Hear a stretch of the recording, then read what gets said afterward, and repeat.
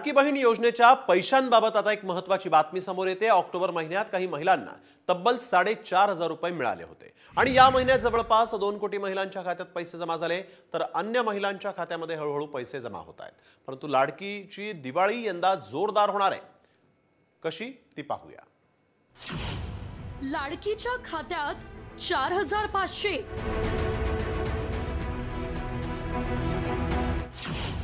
लाडक्या बहिणींची दिवाळी,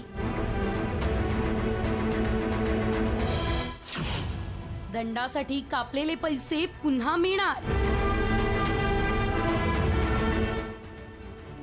मुख्यमंत्री माझी लाडकी बहीण योजनेत तब्बल 1,96,43,207 पात्र लाभार्थी महिलांच्या खात्यात तिसरा हप्ता जमा झालाय।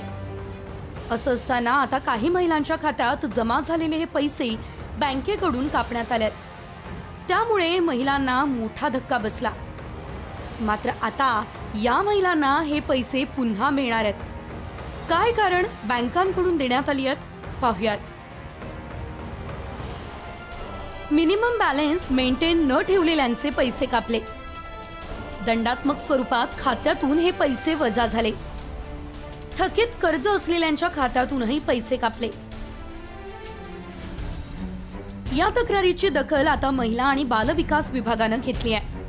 याबाबत महिला आणि बालविकास मंत्री अदिती तटकरे यांनी बँकांना सूचना केल्या आहेत। त्यामुळे आता ज्या महिलांच्या योजनेचे पैसे बँकेने कापले ते पैसे पुन्हा एकदा बँक खात्यामध्ये जमा होणार आहे। यामुळे महिलांना मोठा दिलासा मिळणार आहे। तर यंदाची दिवाळी दणक्यात साजरी होणार यात शंका नाही।